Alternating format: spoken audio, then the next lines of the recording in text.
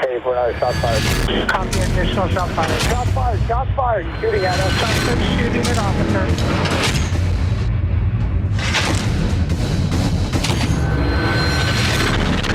Suspect down. He's at the base of the stairs. White t-shirt, white male. Coming to you from Northern California. Negative K. Nothing further. Just This is the Shots Fired Podcast. Back on that town property case, I'll be 76. With your hosts, Sergeant Kyle Schoberg, retired police officer Mark Redlich, and Deputy Billy. We are America's leading law enforcement resource for training and tactics from experts in the industry. Here are your hosts.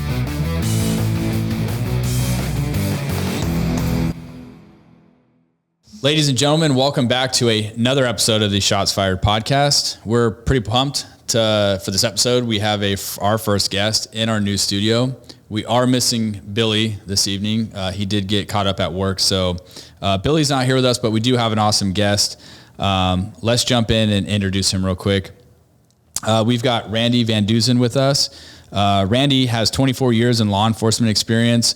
He started out in patrol, worked his way into POP. He then became a canine handler where he handled a dog for 11 years, where he then promoted to sergeant. Randy worked patrol as a patrol sergeant for a short period of time and then transferred back into Metro Division, where he was the supervisor of the Fugitive apprehension team. He is now currently the sergeant of Air Ops. Randy's been in 3 officer-involved shootings. He's a cancer survivor. And honestly, after looking at his resume, which you guys can see here, he's got 5 sheets of paper. Two-sided. He is an all-around badass and has some amazing stories to share, which we're very excited to talk about. This is going to be a very educational episode. So Randy, thanks for coming in and doing this. We're excited. Yeah, I appreciate you guys having me on. Absolutely, man. Before we get started on today's episode, Mark, we have a couple of shout outs we'd like to give. Definitely. So Sunray81, want to give you a shout out for following us on YouTube. Thanks for checking us out. And he is actually from Australia. So welcome and thanks for listening all the way across the world. And then Brandon Contrell, a longtime listener, always comments and always following us. So shout out to him. Right on. Thanks, man. Thanks, Brandon. We've also got Triton from Albania who follows us and listens to the show, who leaves us some comments on YouTube. So we appreciate it. Yeah, right on. People all across the world tuning in. Pretty cool. Yeah. Please share this with your friends. Send it to one friend. And subscribe to the YouTube channel. And if you guys are listening on audio, please give us a rating on Apple iTunes. It really helps out the channel. So we appreciate all the listeners and everyone that tunes in. And we got an important one. We do. So we would like to mention Aaron Schaefer and his wife, Kaya Schaefer. They recently had a baby girl, Mikah. Shortly after Mikah was born, she was diagnosed with a severe heart condition known as hypoplastic left heart syndrome. And Mikah suffered a severe heart attack at 7 days old. And she has been in the Children's Hospital in the Nashville, Tennessee area, where currently Aaron and Kaya have both been staying. Aaron is a law enforcement officer a couple hours away from the Nashville, Tennessee area. So Aaron has been having to travel back and forth to the hospital to visit his daughter and his wife, Kaya. Mikah has had numerous surgeries, and at this point, there's not a whole lot doctors can do for her. So right now, everyone's praying for her. They have started a GoFundMe account. Kaya has been having to stay at the hospital in Nashville throughout this entire time, and Aaron has been commuting back and forth to work. So we want to try to help them out. Please go in the description, click on the GoFundMe link that we have attached, and any amount of money that you guys can donate would truly help this family out tremendously. So whatever you can, please help them out, help out the Schaefer family, and pray for Mikah. So we wish you guys luck, and whatever we can do to help out, we'll push the word out. Yeah, definitely. Try to support you guys. All right, Randy. in the house. Welcome. So great to be here. How many podcasts have you been on, Randy? Exactly 0. Oh, cool. So pop in your cherry. Awesome. This is. I saved the best for first. So Very cool. I like it. All right. So fit in. you guys know each other, obviously, because you yes, guys work at the same department. Absolutely. Well, before Mark here retired. Yeah. I have a story of my first encounter, but I'll save it for a little later. Okay. Involves canine? It does involve canine in a very interesting call. Hopefully Very in cool. a great light. Yeah, it was good. It was good. You did good. So I know Randy, when I was a young officer and got involved in canine, we were in the same training group together. We had the same trainer, although we don't work at the same department. You were kind of the veteran OG, canine guy that, as a young guy like myself, we looked up to guys like you.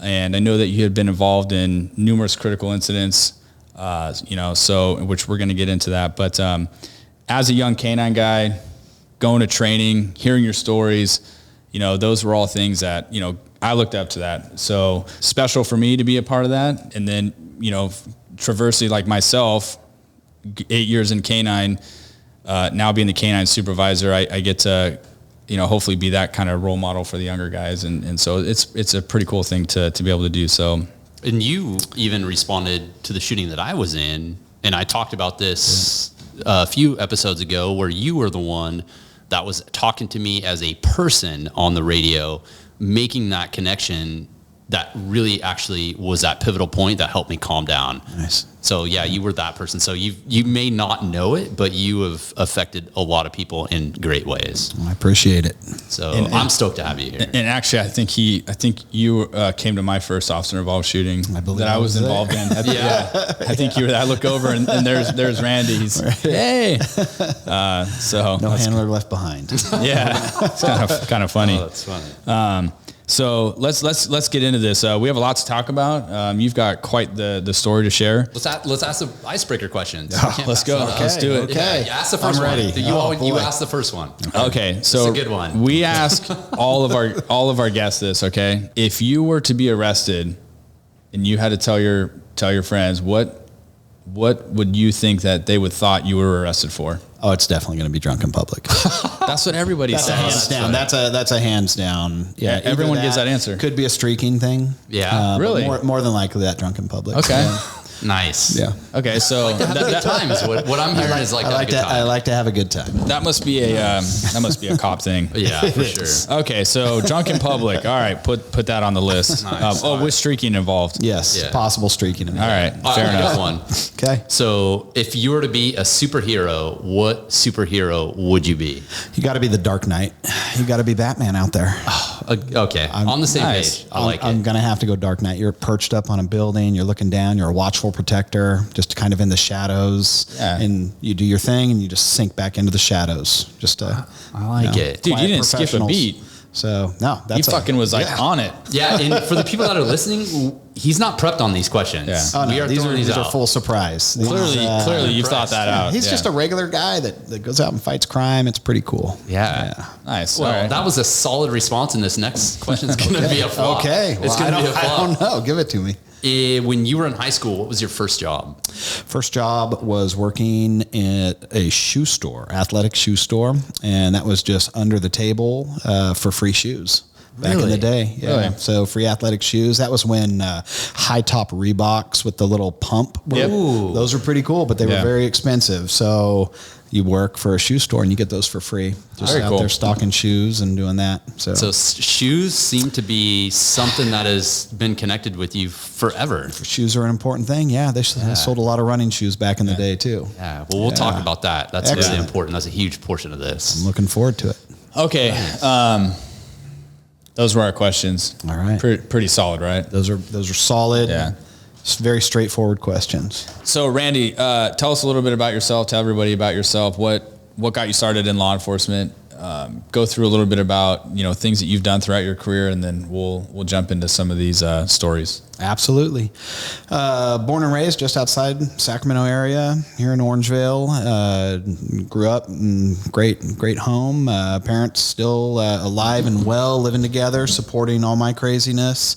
Went locally here, went through high school, went over to Cal State Sacramento, got my degree in criminal justice there. I think like a good portion of cops, no math, no science, made it a very attractive degree to me. So graduated from Sac State and immediately came on to the police force. Once I got hired, went through the academy. That was a eye opener for sure. I had worked other jobs. I'd known from the time I was a little kid that I always wanted to be a cop. That was back in the day watching Miami Vice, the originals. That were just great. And so grew up watching that. I always just wanted to be a cop and help people and catch bad guys. And that was just looked like a fun job to me. So went through Sac State, graduated there, and came on to the police department and went through the academy, had a lot of fun, made a lot of great memories through that. OC Day was awesome. Really enjoyed that. That was a ton of fun. We were one of the only academies that did not get gassed, though. Really? It was a high wind day, and we just slid right under that deal. So we lucked out on that. We got gassed a lot later, like doing SWAT training and things like that. So that was fun. But once I got assigned to patrol, right out of the academy, and went through FTO, did a couple years, different positions in patrol or different areas of the city, and then transferred into a POP team, into a problem-oriented policing team, assigned a partner, and we worked mainly a lot of drug complaints back then. I came on the department in 1998, so that's when drugs are still very illegal, but a lot more illegal back then, prior to Prop 47 here in California. And so we did a lot with just working neighborhood problems, helping people out that had terrible drug problems, things like that. How old were you when you started law enforcement? 23. Yeah, I was 23 years old, 47 now. So it's been a little bit of a road, a lot of good memories. From POP, they had openings. I was with a partner on our POP team, and both SWAT and K9 opened at the same time. And with our department, they'll say we're accepting applications. It opens up, and they take applications for a couple weeks, and then you'll do interviews, and they assign you. And so I went to K9, put in for K9, and my partner put in for SWAT, and both of us got our respective positions. Nice. And then K9. Real quick. Go ahead. You're hitting on K9. When you became a cop, did you know you want to be in K9, or is that something you discovered along the way? Yeah, that was one of my dreams, like just working around dogs. I've had dogs growing up as a kid, and so that's always been a part of my life. And so that was something that was always on the radar, wanting to be in K9. With our department, the spots open up pretty seldom. When I came on the department, you were allowed to stay in K9 really as long as you wanted to. So once you got in, you could stay there your whole career if you'd like. And so spots didn't open up a lot, but we were lucky that there were some retirements going on right about the time that I was eligible to put in, and was able to put in and secure a spot there, and ended up working K9 for about 11 years. I worked 3 dogs throughout that, and my last dog, he's still alive and living at home, Bosco. He's 10 years old now, so happy little fella. Just still getting around? He gets around. He just hangs out at home and does absolute zero all day. I wouldn't say he's a little fella. That dog's actually quite big. He big. Looks like a horse. We did his annual checkup, and he's 110 pounds. So he has a little bit of a weight problem. Oh, so that was not his working weight. Yeah, his working weight was down about 105, 110. So he's a big dog. Yeah, he's big boned. He's big boned. So. And then from K9, went ahead and in 2015 promoted out to a supervisor to a sergeant position. And with our department, anytime you promote, you have to leave the position you're in. And so I went to patrol, did a little 6-month stint back in patrol, and then a supervisor position on our regional fugitive team opened up and put in for that. And that was a great time also. Just went from tracking down people with dogs to now tracking down people with technology. So that was a lot of fun, a lot of great memories, and just solid guys on that team from several different agencies in the area. So we had a ton of fun and a ton of good stories there. And then air operations, that sergeant was getting ready to retire and hit me up, said, hey, I know you've always kind of been interested in air ops, and with K9 and air operations, we just work so hand in hand constantly. But I knew absolute zero about air operations other than the training we did with them in K9 and SWAT. And so did a little research on it and put in for that position, and been supervising that team now for just over 4 years. Nice. So it's been a very blessed career. During that time also, I've been a part-time EVOC, emergency vehicle operations instructor. I still teach at the academy. I teach a class out there. I teach outside of work, leadership during critical incidents, and I still am a firearms range master as well. Very good.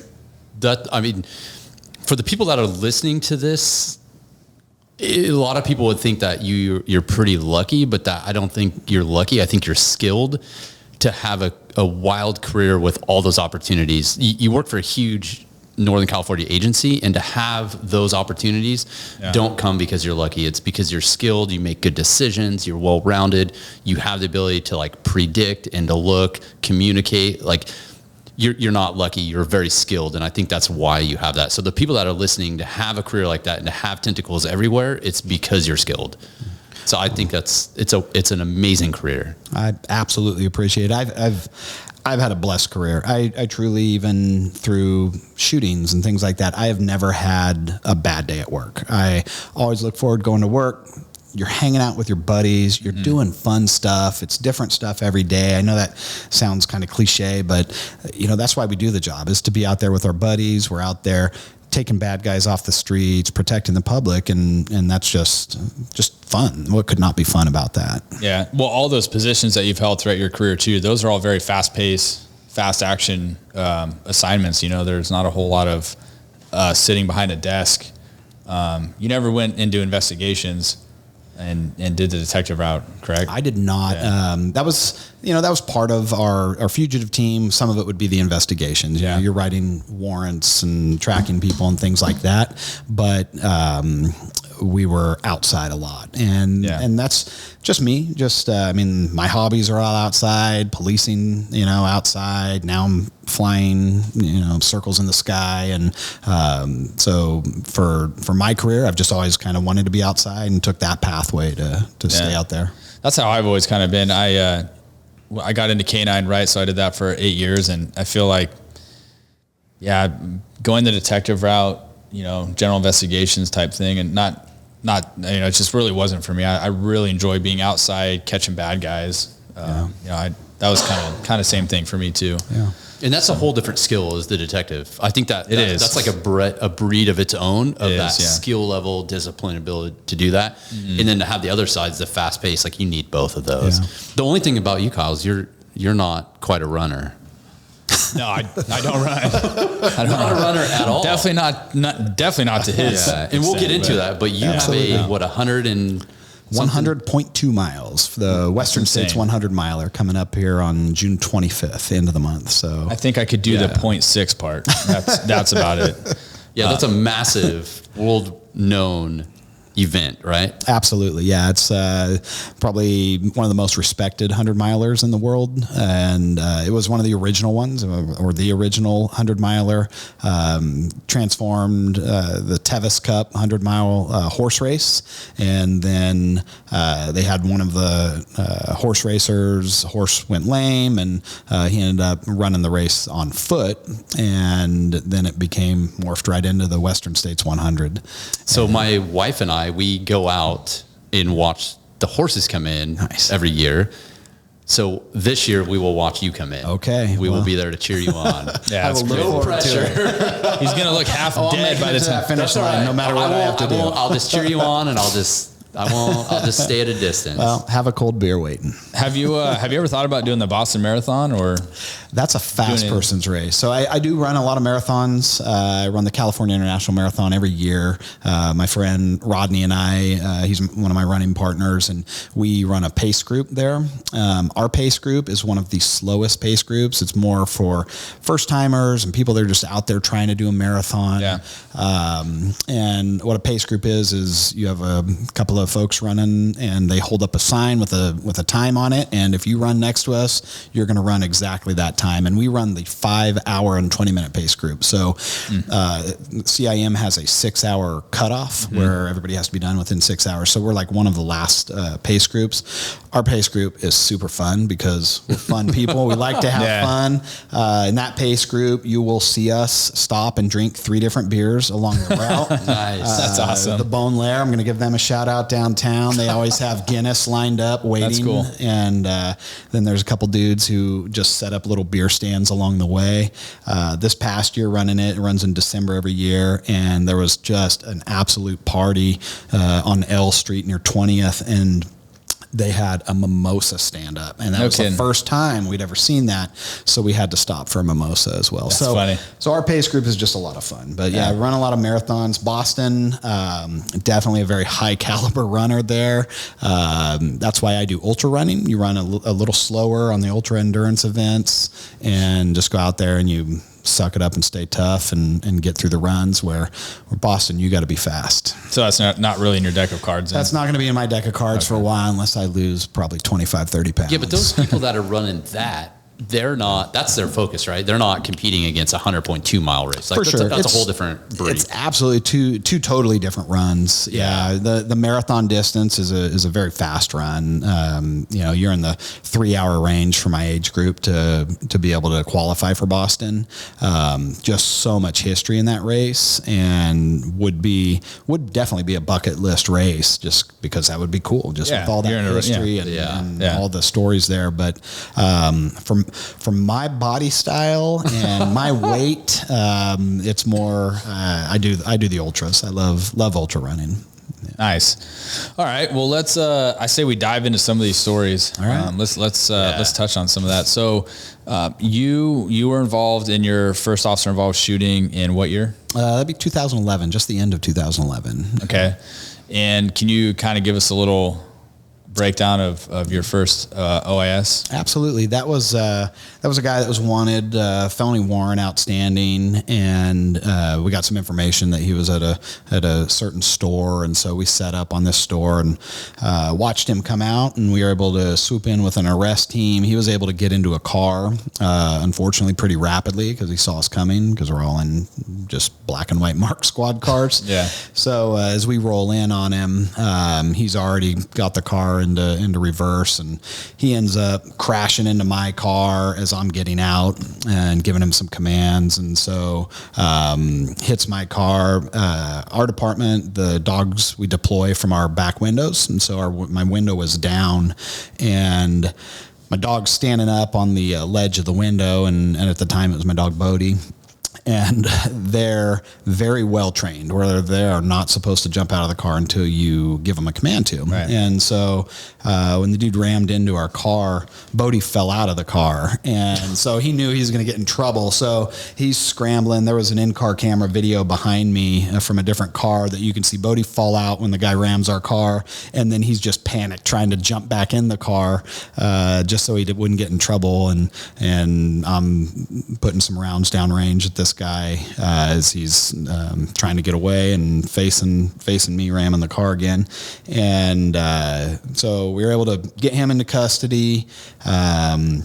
And it was good to see the dog was disciplined, didn't break from the car or anything after that. So that was kind of a good deal. The dog didn't get any injuries. No injuries on the dog that just time. Freaked out because it fell out of the car. He was more worried he was going to get yelled at. Yeah, they know that they're going to get yelled at or put back in the car, and so he was like trying to get back in there before I saw he was out. So did you know he fell out? Oh no, I didn't even know he was out, and I was too busy. Bad guys trying to ram us again. I was trying to stop that threat, and so Bodie's panicked behind me trying to get back in the car. So, and Bodie was your second dog. That was my second dog. Right? Yeah. What was your first dog? First dog was Buck, and I worked all German Shepherds, all three, and Buck, German Shepherd from the Netherlands, great dog.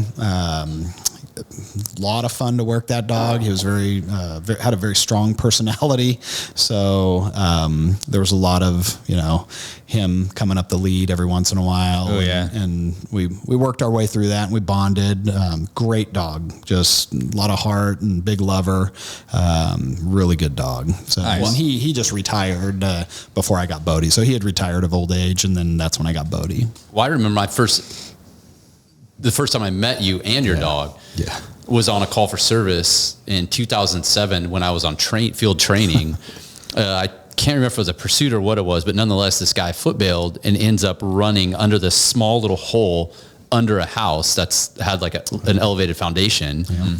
And then we set up on it, and then the California Highway Patrol had a canine, and I think they initially sent the dog. You could probably tell it because you were there. Yeah. I mean, I was there, but I was so stoked about this first call, seeing two dogs. Well, that's pretty amazing. Under a house, just tell us.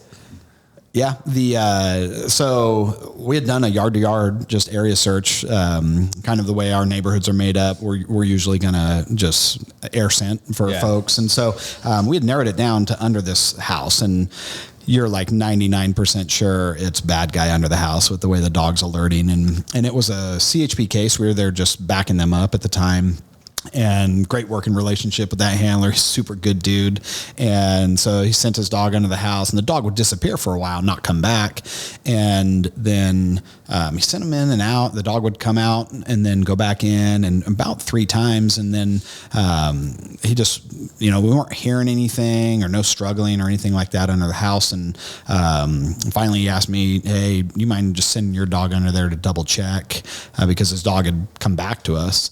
And then my dog went under, and he would not come back. And he was pretty solid on, like, once he was on a bite, he would stay on the bite until I told him to come out.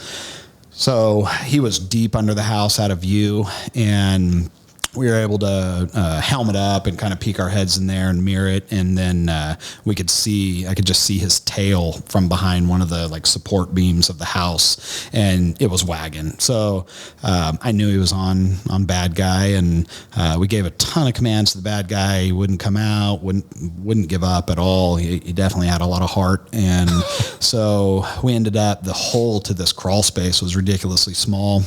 So myself and another officer's SWAT operator, we ended up having to kind of just take off belts and everything to fit under this house. So we just kind of went in, guns, flashlights, helmet up, and had to crawl our way back to where this guy was. And once we got back to him and he knew that, hey, we could see him and he was going to be taken into custody, he went ahead and surrendered to us and just outed the dog, sent him back to the exit of the crawl space, and handcuffed dude and drug him out and got him into custody. So that was a good deal. He did not make one peep the whole time taking a bite from the dog. I was extremely impressed with him.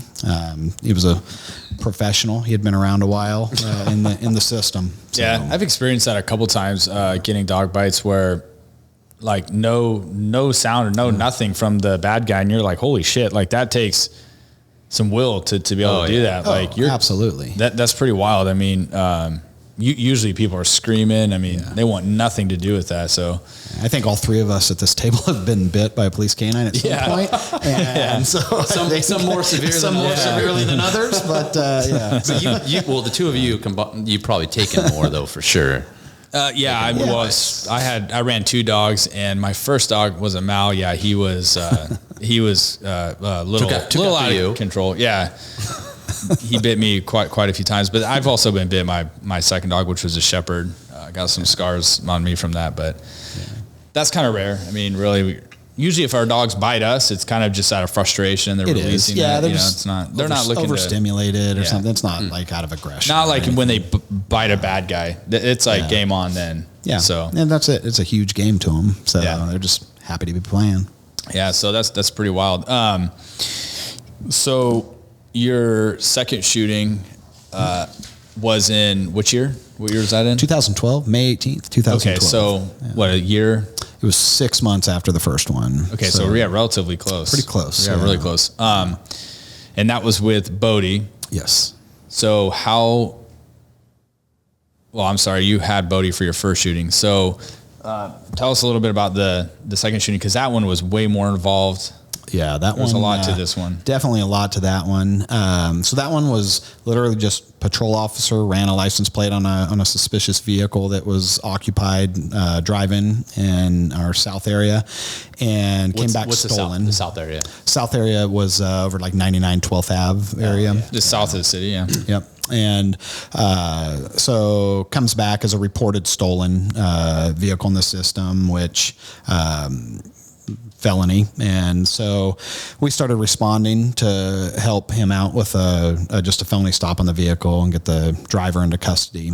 And for our county, typically the only ones that for like a canine deployment that we would actually send a dog to apprehend would be the driver, because they're the ones that are going to be arrested and charged with operating the stolen vehicle. So I start responding from the opposite side of the city, and it goes pursuit pretty quickly.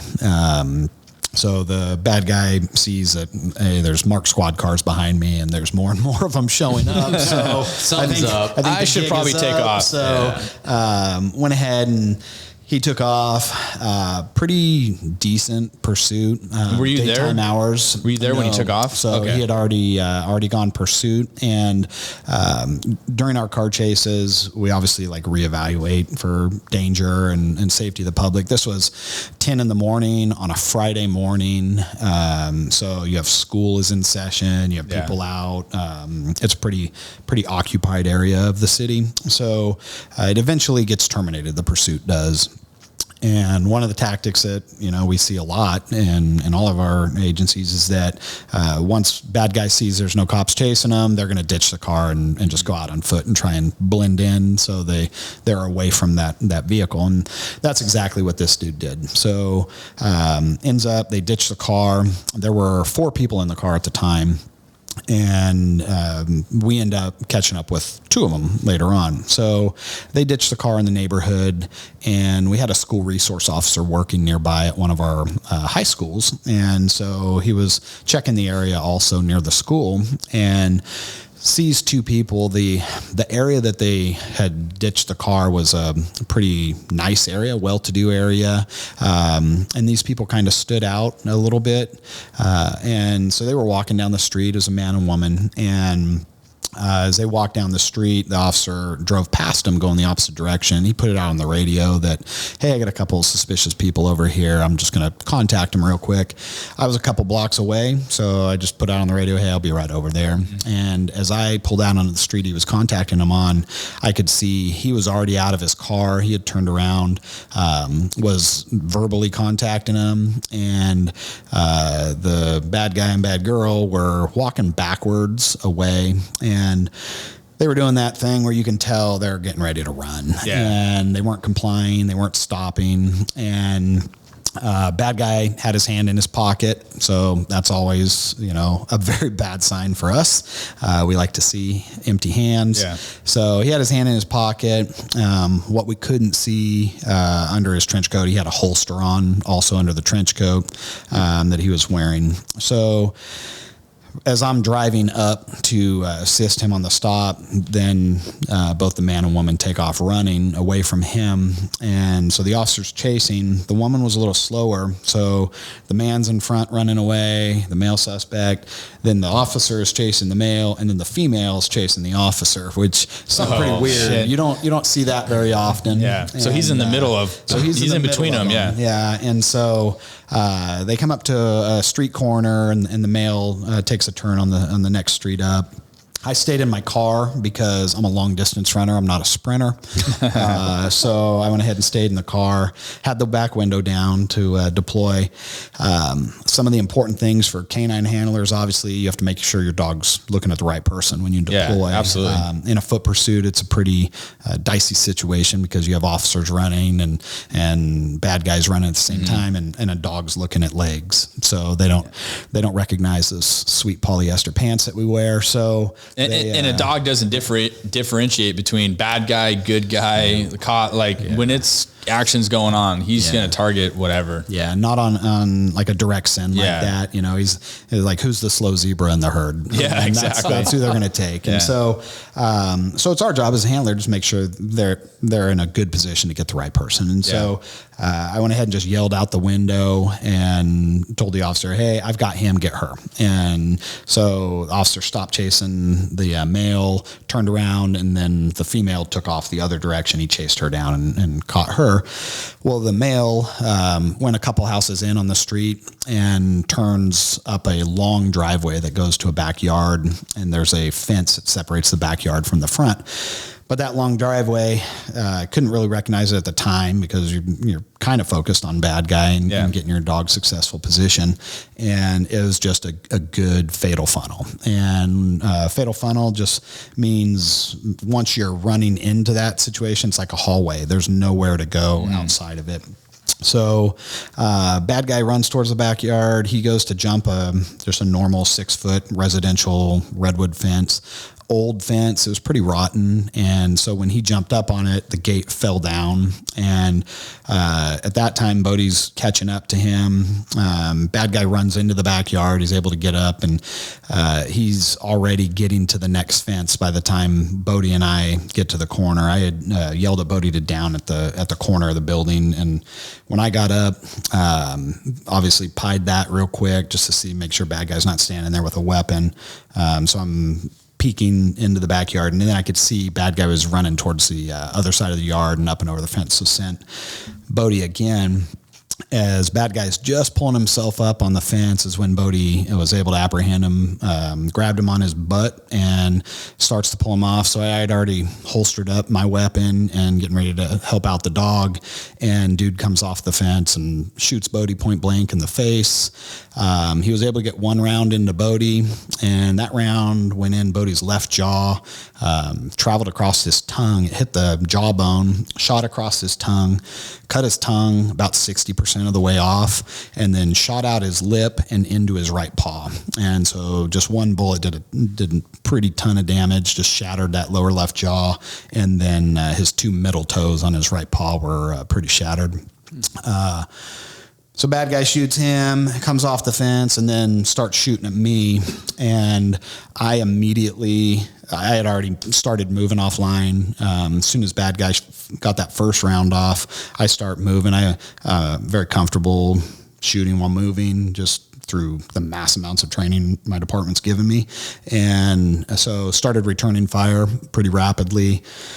Went through a magazine and then reloaded, and then a few more rounds, and bad guy fell down in between the wooden fence and some hedges that were like waist-high hedges. It was a pretty overgrown backyard, so visibility was pretty poor at that time.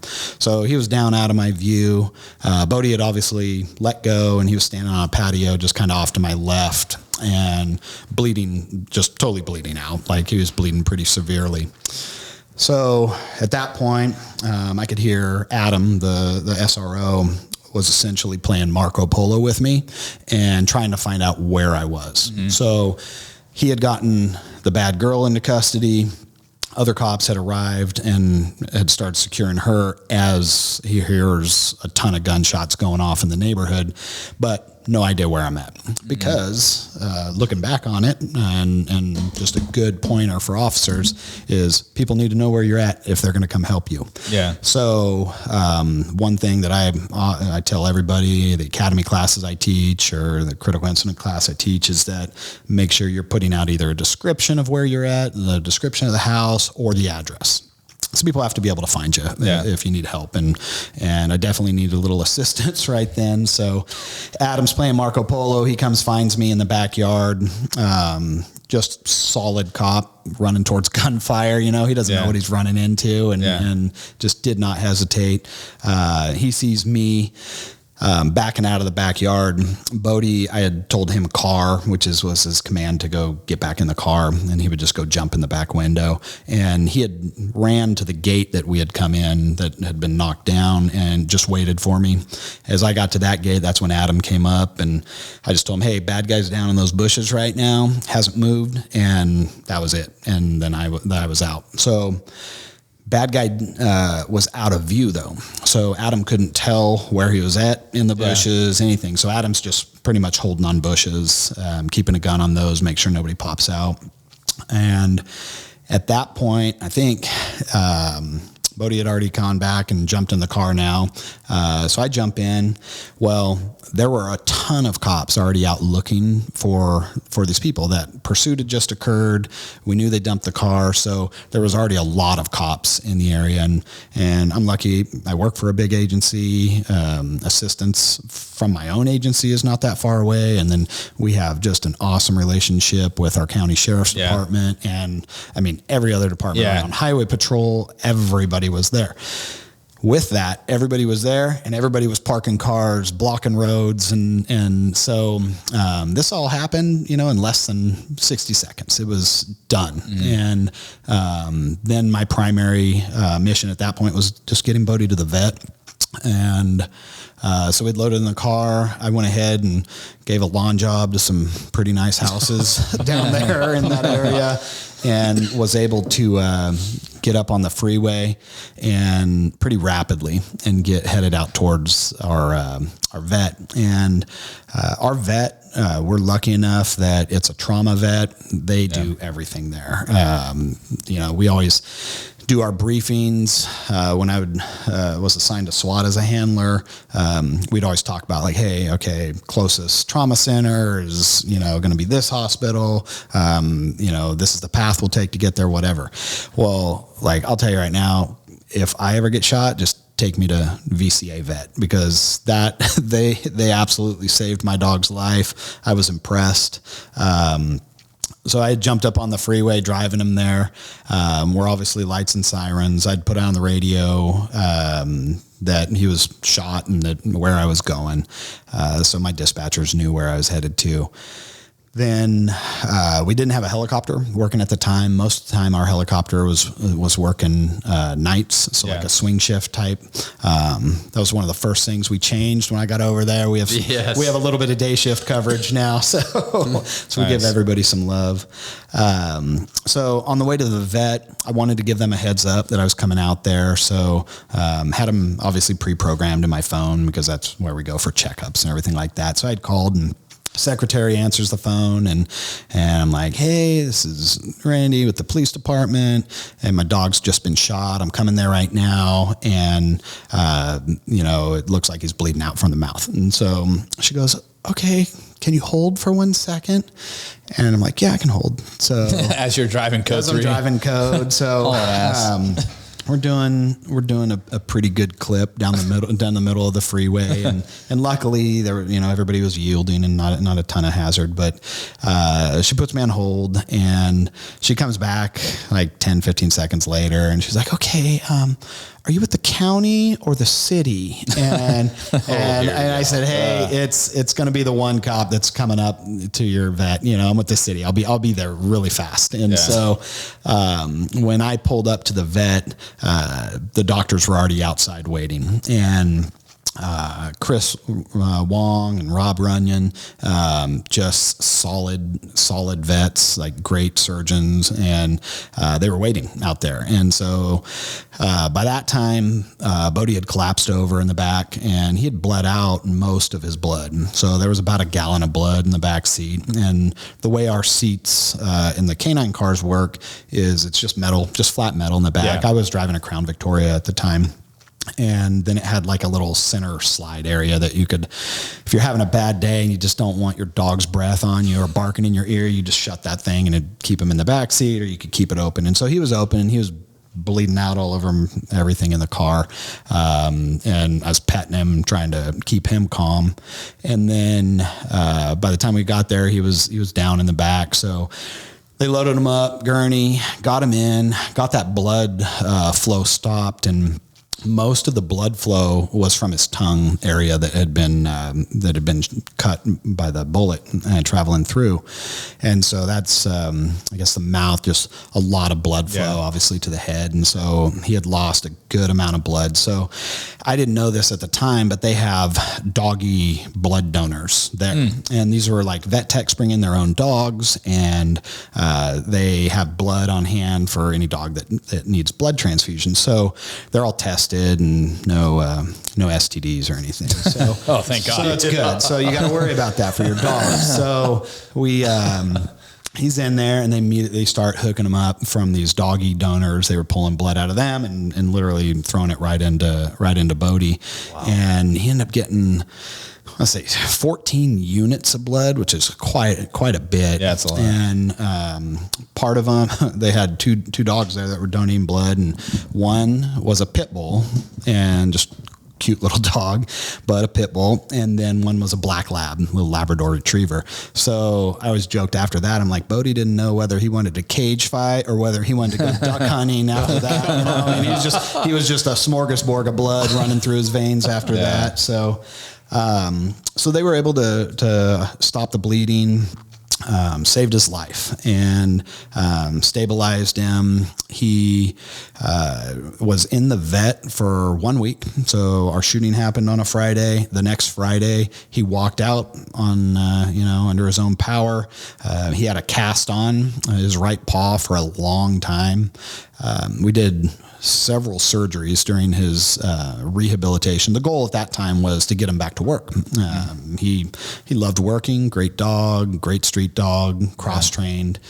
So just an outstanding dog. And so our goal was to get him back to work and doing what he loved and being with me and being my partner. And so went, and over the course of numerous months, about 6 months, we did 5 different surgeries. They were able to install metal plates in his jaw to get him back where he could bite and chew his Kong. That was his favorite freaking toy in the world. And so he was all good in the jaw. And the problem was the paw, that there's just not a lot of blood flow to the extremities. And so that wasn't healing very good. So we ended up having to amputate one of his toes off. That was just causing him problems and not healing no matter what they did. And so amputated that toe. I do still have that in a jar on my desk in formaldehyde. So they let me keep that. But then he was like the turkey foot after that. He had like 3 little toes. Yeah. And so the problem for him when he had to retire, he ended up rupturing a disc in his back. And part of it was just the strain from being in a cast that long. It kind of threw off his gait. He ends up rupturing a disc. And then that's when I'm like, all right, well, he's been through too much at this point. So he became the department's first retiree canine. So he got a little retiree badge and all that, and ended up getting medically retired. And he ended up living with my family till 2016, November of 16 is when he passed away. Ended up getting an infection kind of related to the shooting, and ended up passing away. So, but just an awesome dog. He was great community dog, great around the family, great around kids. When he was going through all his rehabilitation and recovery, we did literally hundreds of public visits, going to different schools, talking to different people. And he just became kind of a public service dog, just out there showing people the value of police canines in our nation, and how they just want to work and have fun, but how they're kind of normal, goofy dogs, you know, when they're outside of that work role. Yeah, and I think it's important for people to know that about those dogs. They're not just these vicious animals that go out and attack people. They are very, those aren't the dogs that we select. Funny story about Bodie is one of his litter puppies works for our department. So one of Bodie's sons is a canine. Yeah, at our department. Yeah, he's still currently still works. Yeah. I think he's 7. He's probably 7 years old now. Yeah. But his father was Bodie. So and I actually remember when we purchased that dog whose name is Blitz. We did this huge, so when Bodie was shot, obviously, Mark, you probably remember, it gained a lot of attention media wise through the public. I mean, it was a big deal. I mean, it got a lot of attention for your guys' department, for the dog. I mean, everybody knew who Bodie was. Like, I remember, I got on the canine team shortly after that happened. And I remember, like, any call that I would go to, like, people would be like, "Is that Bodie?" And I'm like, I tell you right now, I used to get a lot from my own team about that. Oh, too. I bet. Like, everyone thought, like every kid, every person that came in contact with any canine, like, I didn't even work for your guys' department, and people would ask if I had Bodie, and I'm like, no, I don't have Bodie. Like, it almost got to a point where it was like handlers were getting annoyed about it. They're like, okay, we don't have, like, this is not Bodie. Yeah, I know. But the point is, like, it gained a lot of attention, which is awesome. I mean, really you guys were able to fundraise a lot of money to benefit the canine program. So that was really cool. But yeah, so one of his puppies we ended up getting. And well, back to my story. I believe we invited the media out to this event where we had Blitz and Bodie, and I think we got him like a cake or something. Yeah. And it was like an inauguration or something. I don't even remember how it went down, but I actually had been involved in one of my OISs, so I was on admin leave when this happened, so I could attend some of it. But long story short, media was there. We had a huge, like, cake. The dogs were eating the cake. That was just kind of a. Yeah, I remember when it happened. I mean, it was a big deal. Yeah, well, not just because the dog was shot, but because, I mean, all of that involved, everything involved. I mean, you're talking about stolen car, a massive pursuit, a bunch of agencies responding, and then getting in a shooting, and then your dog gets shot. And then one of the things, we've all been in shootings, but, like, it's not done. No. You could pause a little bit, but for yours, I mean, you had one, Kyle, too, but for you, Randy, like, you never even got the chance to take a break. Like, you had to immediately shift gears, and then save your dog. Like, that's a whole different aspect that I've never even thought of. Well, let's talk. I want to talk about. Let's backtrack a little bit and talk about. There's a lot of valuable lessons I think you learned out of it. I was in a shooting with my dog, very similar to your shooting, and I learned a lot from it. So going back to, you had already mentioned, hey, it is important that if you're going to be chasing people on foot, going into backyards, especially if you're a dog handler and you're deploying your dog with the assumption that you're more probably going to get an apprehension. Like you had mentioned it, you have to know where you're at. Like, even if you don't know an address, at least hopefully you know what street you're on. Yeah. And landmarks are fantastic to use for locations, even if it's the color of the house. Hey, white house, black trim, I'm in the backyard. And kudos to the officer, the SRO that was there. You said his name was Adam.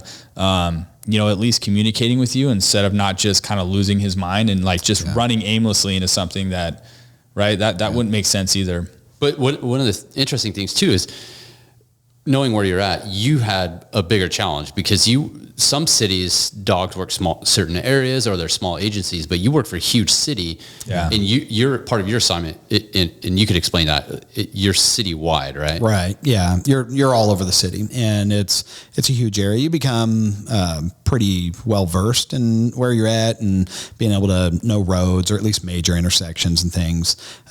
But like on that one, it would have been super easy just for me to put out, hey, brick house. house, second house in, and put those things out on the radio if you can while you're running before you go in the backyard before something bad happens. And you also teach critical incidents to academies and other people, and I'm sure you talk about it, but like I know I talk a lot about it, and that's you really have to like condition your brain to be able to critically think under an intense amount of stress. Yes. And without doing that, like those are the things you're going to miss out on if you don't do that, because that's obviously probably going to be an officer's one of their most stressful events you're probably going to go through is a shooting. For sure. And when all of that's going on, I mean, there's just so much going through your head that it is really hard to critically think. Yeah.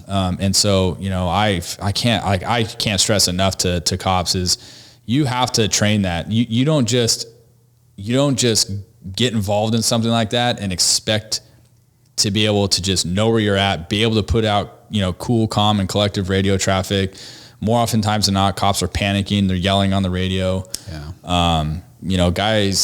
Cops really spiral out of control at that point. Sure. So you really got to condition your brain to manage stress. Right. There's obviously the saying, you're not going to rise to the occasion, you're going to fall to your lowest level of training. And that's so true. So fast forwarding. So after, dude ends up going down in the same yard that you deployed the dog in, right? He didn't make it over the fence. Correct. Yeah. Okay. So he was down in the same yard, and like I said, in between some bushes and the fence, but out of view. And then at that point, obviously, our goal is to get him into custody safely, get him medical aid when it's safe that we can approach. Yeah. And so we were lucky enough. We had our SWAT team was working that day, and so they were already en route, heading down to the call. And when they got there, they were able to set up, and they used a flashbang in the bushes. They were able to eventually get eyes on him from a different yard, and they were able to deploy a flashbang, no real response, able to deploy some less lethal rounds at them and no response.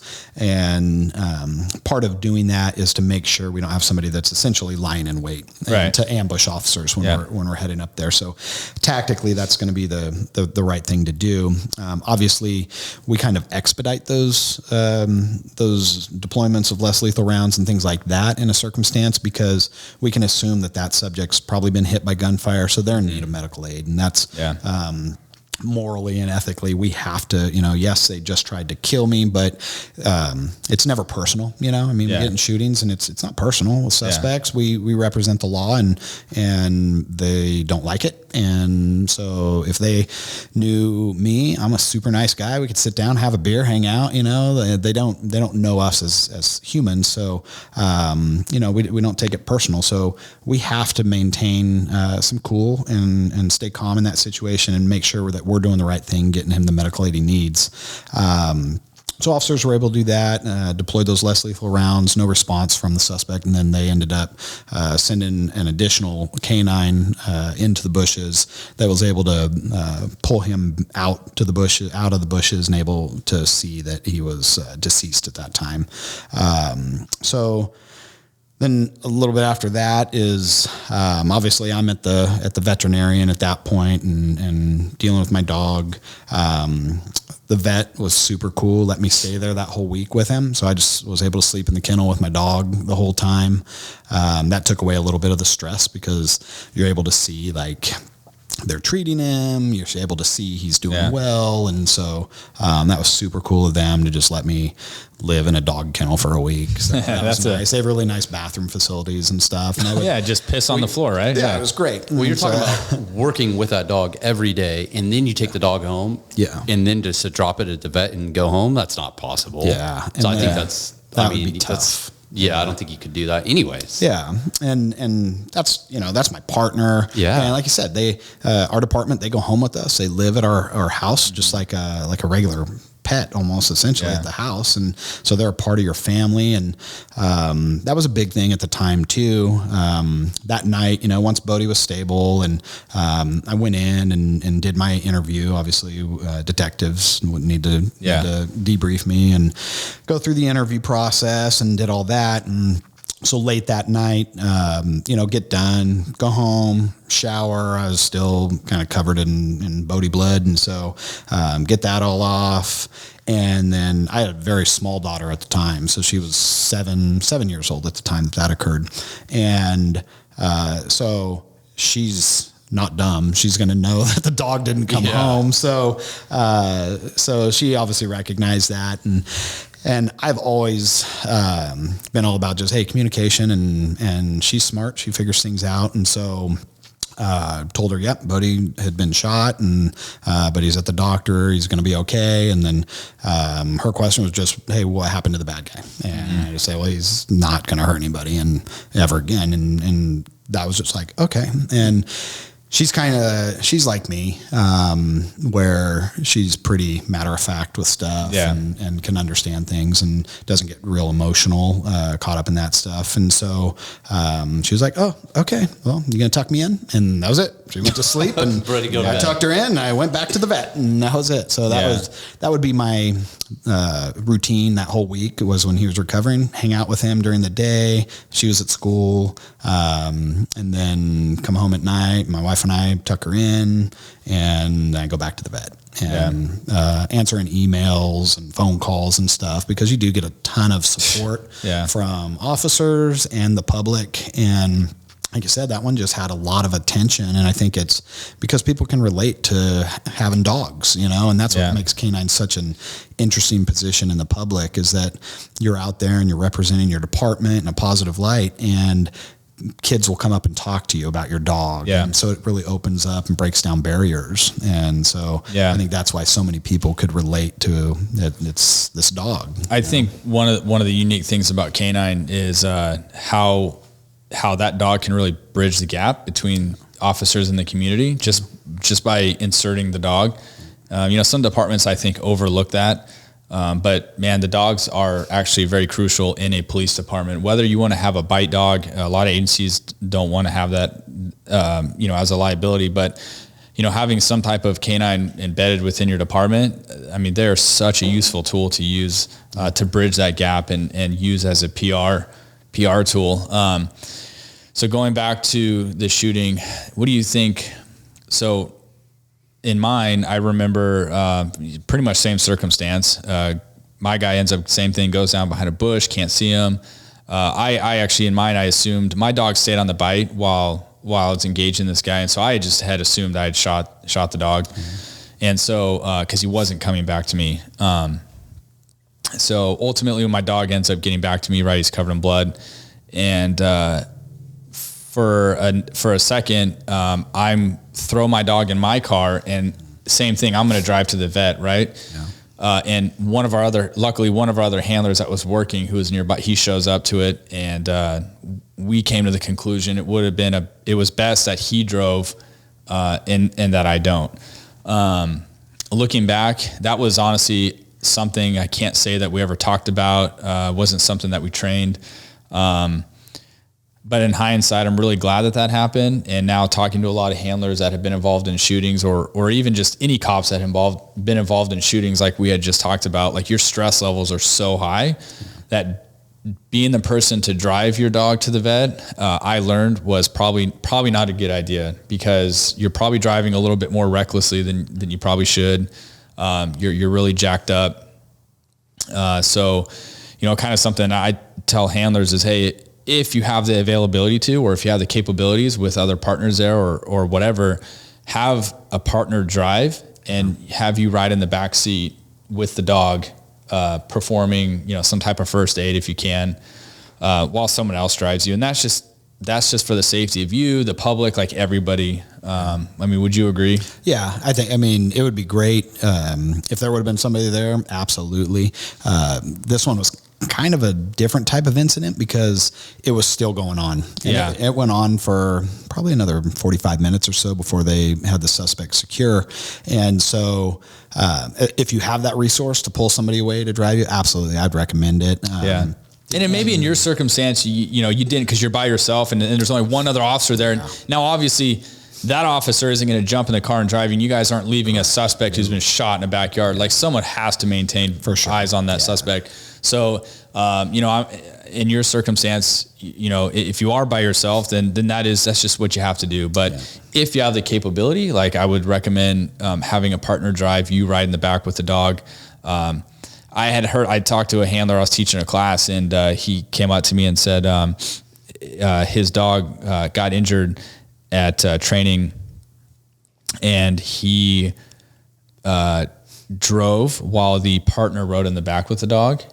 And afterwards they were like, fuck, that was dumb. Like, it should have been backwards. Yeah. The handler should have been in the back. The officer should have been driving. So I don't know. I know it sounds kind of crazy, but it's just a good thing to talk about, right? Yeah. I mean, if you can think about those things ahead of time, the big thing is just don't freeze when it happens. Yeah, like, definitely. make a decision, and any decision's better than no decision. And, get that car in motion somehow, and get your partner, be it a human or a canine, get them where they need to go to get some medical aid. And that brings, go ahead. So being a canine handler and being in a shooting 6 months prior with your dog, and then this one happens, had you thought about what if my dog gets shot? Did you think about all those? Yeah. And that was something we even would train, we would train, muzzling our dogs. Like, we would train a lot of the handler went down and the canines down. And now you are having to deal with both of them, get the handler loaded in a car, get the dog loaded in a different car, and go in different places. And we'd practice, another handler throwing a muzzle on your dog and those different things. So, those are things that, we train, and it's, thought about, but when it happens, it's really just kind of what resources are there. What do you have available to you, and make a decision and stick by it. And I think we talked about it offline, knowing where your trauma vets are. Yeah. Not every vet is going to treat a gunshot wound or a stab wound or a major injury to your dog. Some vets are not equipped to do that. So as handlers, you have to know where you're going to take your dog if, should your dog be critically injured. And that's so important because, like I said, like, when you're super stressed out, those are probably things you're not going to be able to think right off the bat. For sure. You have to know ahead of time. So your canine teams should definitely have that conversation. You guys should have those addresses, phone numbers, all that stuff in your cell phone, where you're going to go. And if you might just have to plug it into your Google Maps to direct you there. Yeah. So that was like, in mine, I knew exactly where we were in the city. And like you said, there's a couple of good trauma vets that we have in our area. VCA, you'd mentioned one of them, which they're responsible for saving multiple dogs in our region that have been shot or stabbed. Yeah. But know where you are. And then if there's multiple trauma vets, like, whatever's going to get you to the closest one, drop a phone call to them before you get there, because same thing, you get there, their doctors and vets are already waiting for you to get there. Like, that little amount of time to save could save your dog's life. For sure. So absolutely. Especially a dog that's bleeding out. Yeah. So, those are all just good training tips. I know a lot of canine guys listen to this. More SWAT guys do. I don't think so, Mark. So anyways, you want to take a break and then hear a word from the sponsor, and then we'll come back and ask about recovery, mental health, absolutely, the importance of that, and then how your family and your kids and stuff dealt with that. Absolutely. Yeah. Let's do it. Cool. We're proud to announce we've partnered with our new sponsor, TAC Ops. TAC Ops tactical training conferences and trade shows provide tactical training for patrol, SWAT, TIMS, and corrections. This year's events will host 50 tracks to choose from and a vendor show with over 100 exhibitors showcasing the latest products, technologies, and services. These events have something for everyone, from lecture-based classes and incident debriefs to combative and live fire courses. They also provide instructor certifications in taser, pepperball, distraction devices, impact munitions, OC chemical munition, and an AR-15 armor course. In addition to the great training value, they host networking functions with entertainment and some great food and drinks. The events for 2022 are listed in the description. Please check out their websites, swatconference.org. Welcome back. Thank you, TAC Ops, for sponsoring all of our episodes. Right before we heard from you, we were talking about and going to lead into the importance of mental health. And you've been in 2 shootings now, the effects of that with you in your home life, and then also with your dog and how you affect that. But before we really get into that, you have so much experience and so much to talk about. You've since promoted and then been in another shooting. So do you want to walk us through that, your process of promoting and then moving up to that specialty unit that you're in, and then lead into that? Yeah, absolutely. So I'd promoted out of K9 in 2015 and immediately went over to patrol assignment and worked a patrol team, bunch of young, just great cops. I was working a swing shift team and just out having a ton of fun, and did that for about 6 months, and then a position opened up on a regional fugitive team. And what that was, it consisted of members of my agency, of our police department, had sheriff's deputies on it. We had a probation officer assigned to it, and as well as a welfare fraud investigator. And so having a bunch of different agencies all working together, totally different dynamic, because we all come from just different agencies, different policies, different backgrounds, and welfare fraud. It was just heck of an investigator, man, and just great tools of tracking people down.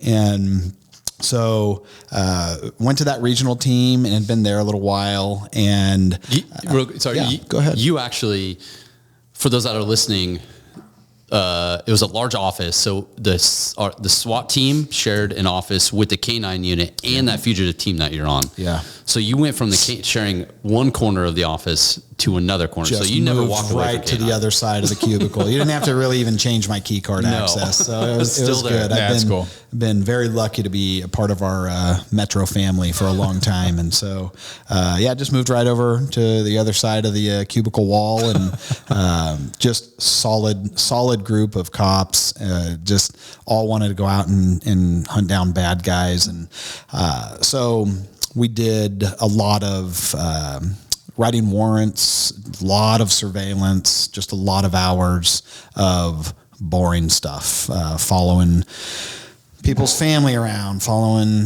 girlfriends, watching houses, watching friends, and then the search warrants, tracking a lot of technology and things we obviously won't spoil and talk too much about, but writing search warrants to give us permission to use that technology to track down potential locations for where bad guys were.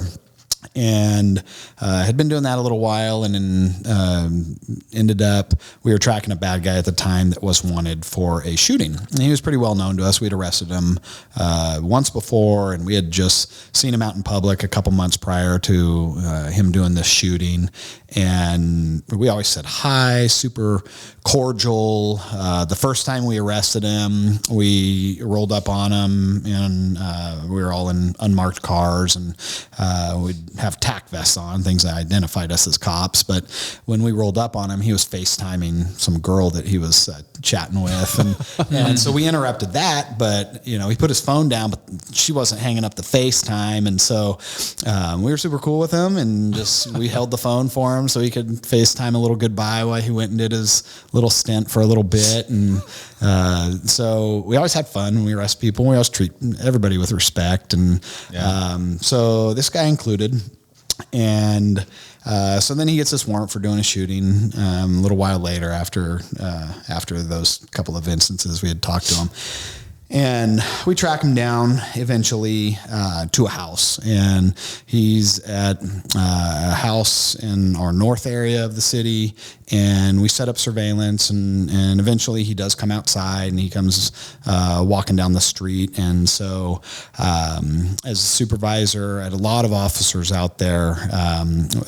We had marked K9 units nearby. We had a lot of gang detectives also nearby, and then we had my team. And our team was primary on this for tracking this gentleman down. And when he came out, he makes a corner, and I just tell everybody, all right, let's roll in. We had a pre-plan. We had done a briefing ahead of time, obviously, talked about what our plans would be in the case of a shooting, what our plans would be if he went barricaded in a house, so just different things. We didn't want to burn this house, so that's why we waited on surveillance until he came out, just to to make sure he was actually still at this location. And once we did get visual confirmation, he was known to all of us, so it was pretty easy to ID him. And so give the command to roll in, and as our first marked canine unit comes in, he immediately is running the opposite direction. He saw me pull up in my unmarked car, and he knows my car. So he's running back, and as the canine pulls up, he is pulling out a Glock out of his waistband and just opens fire on the canine car, on the marked car. And then all of my team's unmarked were all converging on him, and he's just shooting at everybody. So we're returning fire. I'd already jumped out of my vehicle, and a little learning lesson is make sure it goes into park, because that thing ended up rolling down the street just a little bit into another one of our unmarked cars that was pulling up. So get those things into park before you jump out. But you gotta save your life and make sure you don't get shot sitting in your car. So I got out of mine, and now I'm in the middle of the street with no cover because my vehicle had just rolled away. So myself and then one of the deputies assigned to the team were kind of walking on an island up the middle of the street, shooting rounds at this individual, and he's just shooting wildly. And this is broad daylight on a Friday. So this is late afternoon, about 2 p.m. on a Friday. And so we end up striking him several times. He goes down in a front yard, and we're able to approach him, get him into custody pretty rapidly. And medics were immediately on scene, get him transported, and he is in good health in the custody of a prison now. But some of the learning lessons on that one, the prior shootings I had been in were in an officer role. And so a little bit different, not only on my department's interview, but also later just testifying in court, is some of the pre-planning things. So like from a supervisor standpoint is doing a briefing, talking about things with your officers, coming up with contingency plans. You can come up with, what are some probable things that will happen? And we know that when we serve warrants, probable things are you might get in a foot pursuit, you might get in a car pursuit, you may be in a shooting, you may go barricaded. And those are some pretty common things. So those are probabilities that may occur.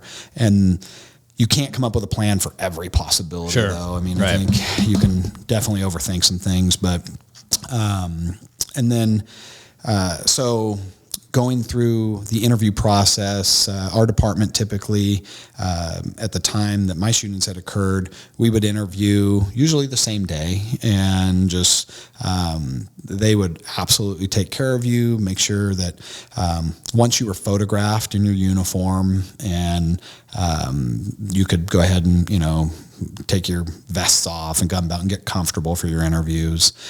They would always make sure you're well fed, well hydrated, and take care of you in that kind of aftermath. You'd be assigned peer support. So our agency is very good about peer support and assigning somebody to you to kind of stand by with you, any of your needs. So that was really good. So from the difference between the officer interviews and the supervisor interviews just are a little more in depth on what was your plan, what was your after plan. In this instance, we had our primary target in custody, but we knew he was also in the company of another individual that was potentially armed as well. And so we still had an active scene in the house that we had to deal with. So we had occupants in that home still. And luckily myself and the canine that was on scene was actually a canine supervisor. And so we immediately, I just said on the radio, I have the scene, and he had the house to deal with. He came from a SWAT background, so very tactically sound, and he was able to just start running that side of things. And then I was able to run the medical to the suspect, making sure that we had crime scene locked down, making sure we were getting witnesses taken care of, making sure my other shooting officers were being taken care of. We definitely still had an active scene, and we were very close to that target location, the house that we were set up on. So my immediate radio traffic after suspect was taken into custody is like, everybody's tack reload. Let's top off those mags. Yes, you've been involved in a shooting, but we still have stuff going on that we have to deal with. So it's not like there's no timeout. And so you have that active scene over there, and get your mind right and deal with it. Top off your mags and let's go. And so just kind of putting that radio traffic out, let your people know, hey, I'm here at the scene, I'm taking command of this area, and the other sergeant's taking command of this. Get your weapons back in order and ready, and let's deal with what we got to deal with. So just kind of getting everybody back on track. So a lot of the interview went through like what was done leading up to the incident, what happened during the incident, and then obviously what happened after the incident. The department was great about getting us all together afterwards, debriefing things. It was, it's one of those things where of this suspect, you've arrested him numerous times. You might be going to the same house that you've gone to a domestic violence call 50 times in the past, and this is going to be the one time something bad happens. And similar here, where you have to make sure you're still maintaining that like heightened awareness, even though you've arrested this guy before. You let him FaceTime his girlfriend, and just you have that kind of relationship. Yeah, but making sure that you're just constantly prepared for anything that might occur. So we were able to get him into custody. We were able to deal with the house and get everybody safely detained out of there, get the house cleared, and he ended up getting booked for a lot of bad things, and he'll be put away for quite a while. He's never getting out. Yeah. I do remember that call, the shooting that you were on. I was working, we were sitting in the SWAT office, and you guys, your cubicles were right next to us, and you guys were talking about going out and looking for this guy. And so part of what our team did was always monitor what you guys were doing. And we were sitting in the office working on other projects and listening to it evolve. And then it rapidly evolved. And then you put out that you're shooting. And one of the things, and part of, and I hope people take this away in a positive aspect, is you have responsibilities. Every officer has responsibilities, your different units of where you're at and areas and stuff. And a lot of that is having the discipline to stay where you're at until you're told to do something. And we heard your shooting, but we couldn't just run out of our office because we had to make sure, because we had all our equipment, like, are we going? Because you, like you said, you saw the active scene. But one of the things that stood out on your call was when you voiced like, hey, you made it very clear, like multiple shooters, like make sure you tack reload. If you did not shoot or you're not sure, like check your magazine, switch them out. And you probably don't know this until I'm saying this, but we sat in the office with our jaws kind of dropped, like, this is why you are in these specific positions, because you are so professional and thought all of this stuff. And I said at the beginning of this, you're not in those positions by luck, you're there by a skill. And that was one of the things that all of us SWAT guys were talking about. I was like, fuck, that was really good discipline. You were involved in it, but you're talking about this and you're telling people, other guys, that in part of the role is like, hey, making sure that everyone's scored away and you have that. So that was one thing that amongst many, but stood out, was looking out for everybody, make sure everyone's got ammo. Like that's huge. Yeah. It's, and that's one of the things you take on is once you decide to promote that you can't care about just yourself. So, and not that officers don't care about each other, but I have a responsibility. That's my team. I know their families. I know their kids. And if something happens to them, I take that very personal on me, that it's something that I could have hoped, maybe avoided or something. And so absolutely, you always want to, as a supervisor or even as an officer level 2, is those people, take their well-being into account, your officers, for sure. Yeah. I think it's also, it's really important too for agencies to make sure they're putting the right people in the right positions, right supervisors in the right positions, because in a situation like that, if you had someone in there that doesn't know what they're doing or they don't have that experience, bad things can happen. And unfortunately, I think we see it at every agency. People get promoted that probably shouldn't be. They get put in positions that they don't have the experience in. And I disagree with that. I'm sure all of both of you guys disagree with decisions like that, but we see it happens. You said it, if you're involved in something like that as a supervisor, you better have all the right answers, because if you don't game plan and you don't have those answers and you're sitting in the hot seat and you're being asked those questions, I mean, what's your answer going to be? No, I didn't. Okay, well, the next follow-up question is going to be, well, why not? Right. You're going to own that. Yeah, absolutely. And you didn't just lead a small little team. Like, you went and your team went after the worst people constantly. Yeah, it was. Just because you had a welfare fraud investigator on the team, you're not going after welfare fraud suspects. Definitely There were bad some people, some bad folks on the streets that we were going after. Yeah, So as a supervisor, what is something that you took away that you could share for other supervisors that are listening to this, that are managing specialty units or even patrol teams, to broaden and to really think about this experience? Like, what could you offer? I think any supervisor that's running a team, the biggest thing is going to be training your team and working together. Your team, every teammate should know what the other teammate's going to do in any circumstance. And my team, we train together, we shoot together. We were shooting together monthly. And so running through different scenarios, running through officer down scenarios, applying tourniquets, giving medical aid, doing TAC med classes, any sort of training you can get is what's going to save your life. And that goes back to my canine days. As much training as possible that you can get, whether it's online training now or whether you're in-person training, anything you can do to just get your skill set squared away and your team squared away, that is super important. And I knew that my team was very squared away as far as range time, as far as moving while shooting, as far as shooting at moving targets. So I had no doubt they'd perform, and they did. They 100% did. They understand cover and concealment and, putting accurate rounds down range. And that's just something I think for any supervisor, you need to make sure to have those discussions and try and provide as much training as possible to your people. Yeah, well said. I mean, you're right, man. And not everybody does that, but I think maybe after hearing this or listening to this, it's a lot of good advice to offer to people. So after that incident, you then obviously at some point you transition into air ops. Yeah.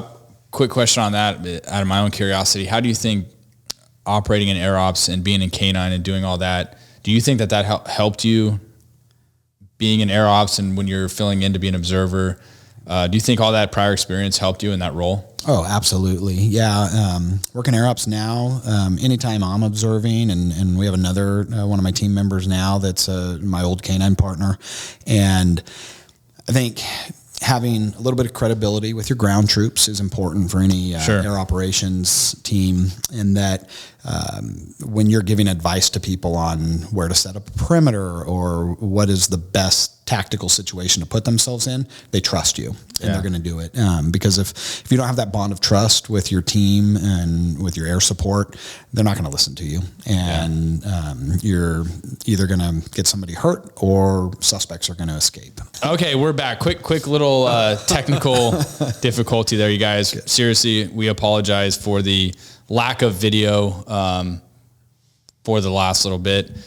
It is what it is. That's how these podcasting stuff goes. So our bad, and then the lights behind us shut off. So Mark forgot to plug them in and charge them. So let's point the finger at Mark. Yeah, I'll take the blame for that. Just teasing. Shit happens. All right. Hey, so we're gonna wrap this up with Randy. You end up getting cancer.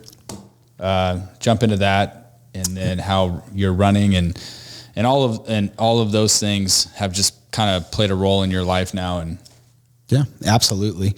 So I was diagnosed February 6th of 2020 with testicular cancer, and that had started before I went in for that to the doctor. I had noticed just one of my balls getting just a little bit bigger than the other.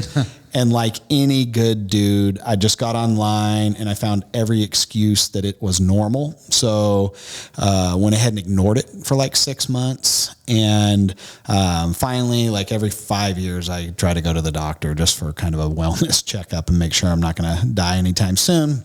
And so doctor does all my exam and stuff, and I'm fine. I'm like, hey, well, I got you here. Can you check out this one ball that's bigger than the other? And he takes a gander and he's like, oh, dude. And so when Kaiser starts giving you appointments pretty rapidly for things, that's always like red flags, like, you know, something bad is going on. So they were extremely attentive. And so that was February 6th. I get my diagnosis. And then at the end of that month, I'm in for a surgery.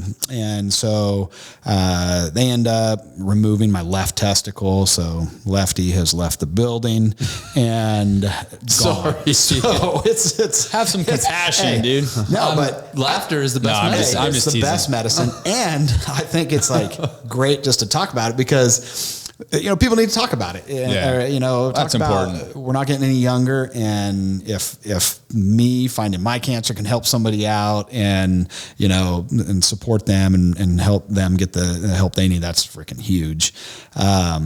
So yeah, I go into the month in February 2020, get surgery.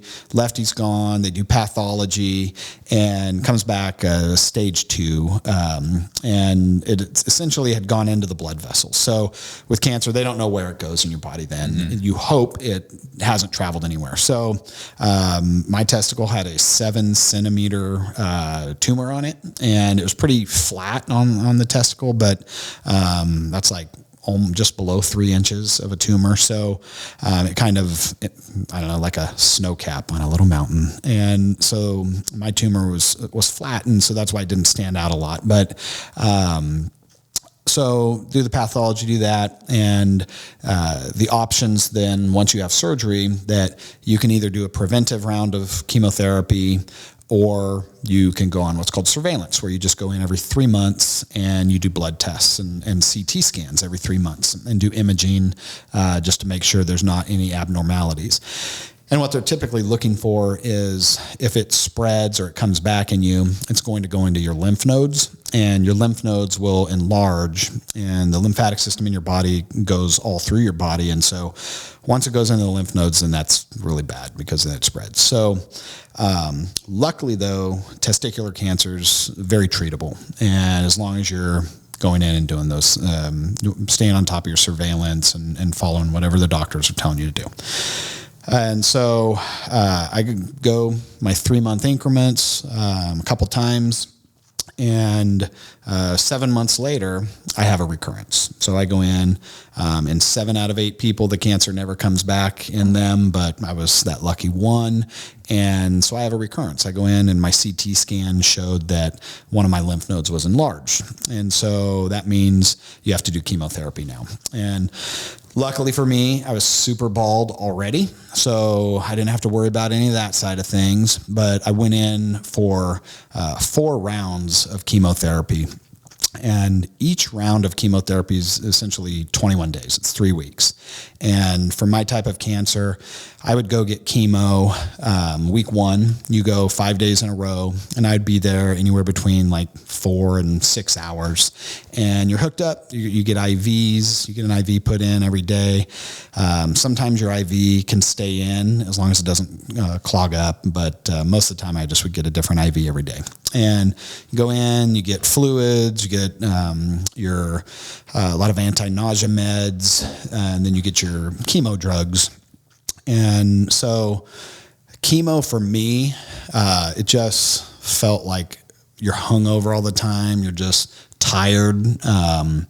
I was still working. My oncologist, when I had the recurrence, he's like, hey, I'm going to take you out of work for the next 3 months at least. And I'm like, that's not happening. And that just, to me, sitting at home, sitting on the couch every day wouldn't work for me. And so I would go do my chemo during week 1, get my chemo done. I'd go straight into work. And just being around my teammates and then being around the family at night and having that support network was huge. And it also kept things pretty regular for my daughter, pretty regular for me and my wife, as far as, I would go, my chemo would start usually about 8 a.m., which is, just after I normally go to work. So I would be gone during the day, come home at night, and it was just like a regular day. So kind of, I think a big thing with cancer is, having those things to live for and remembering why you get up every day and not just laying down. And I got very lucky. I got a cancer that's treatable and that responds well to chemotherapy. And so I called it my 84-day ultra marathon. So 4 rounds of chemo, 21 days each.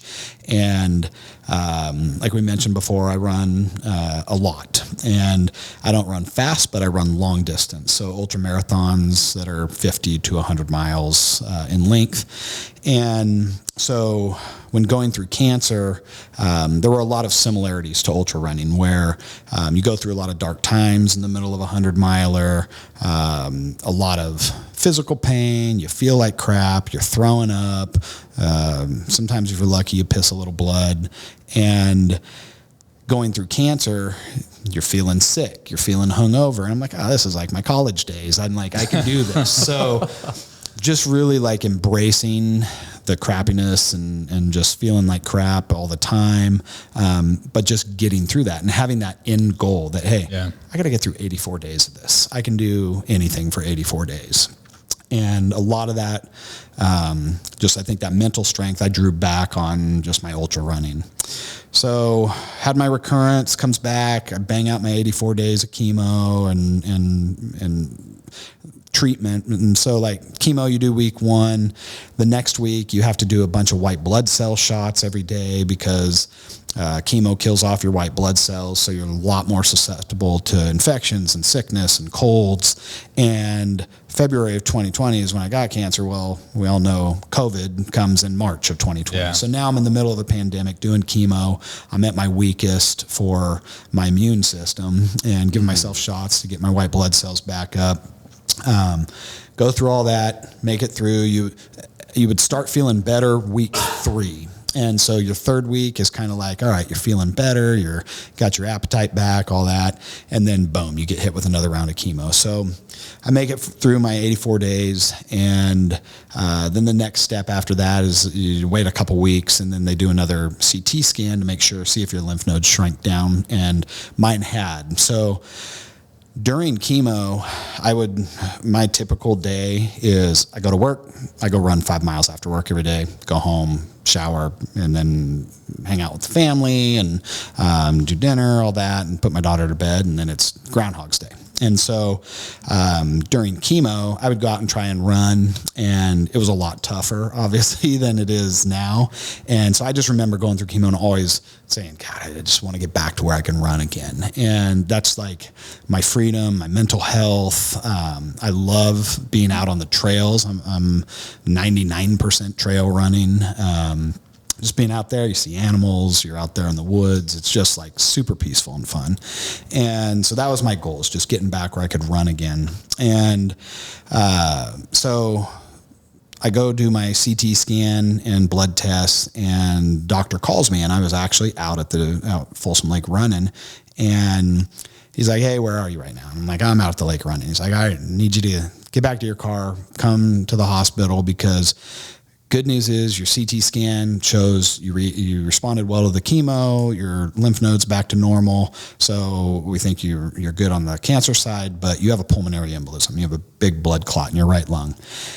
And so most of the time you find out you have a pulmonary embolism when you stroke out and go to the hospital. And so it'll just lodge in your heart, and you, if you're close to a hospital, you might live, but I mean, they're pretty fatal. You're most out of the running. time. And I was running. So luckily, get back there. And so I went on 90 days, a good 3-month stint of giving myself blood thinner shots a couple times a day.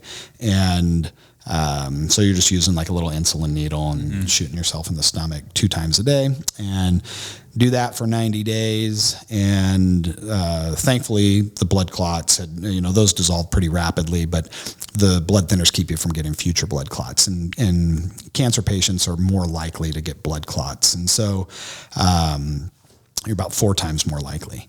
And so made it through the blood clot thing.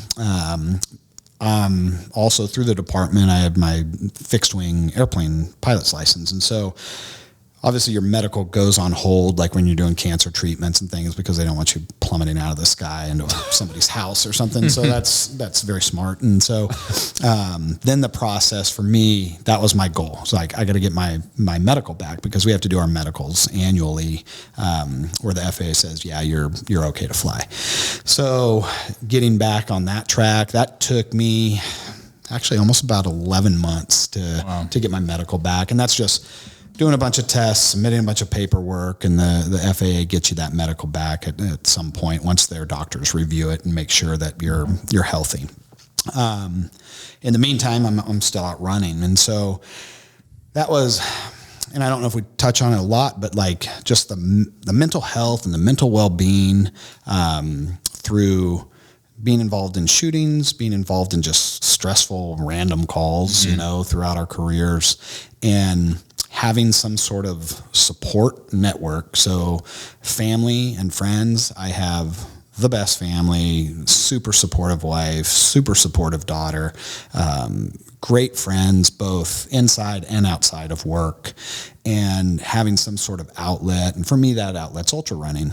And so kind of touching back on the Bodie shooting, he's the only dog that has ever been allowed to finish the last lap, the last 0.2 miles of the Western States 100 ultra marathon. And that run is one of the original 100-mile runs that started, and we touched on that it came from a horse race and transitioned into a foot race. The horse race still exists, but Western States every year, the first time I ran it was the year that Bodie got shot in 2012, and having that outlet, I think, was huge. And I think for any new officers coming on, officers that have been on forever, is having something to do, something to live for, whether it's fishing or working out or running or anything, just having, something to do outside of work that is what makes you feel good and kind of takes your mind off things, relaxes you. And for me, that's ultra running, and that's just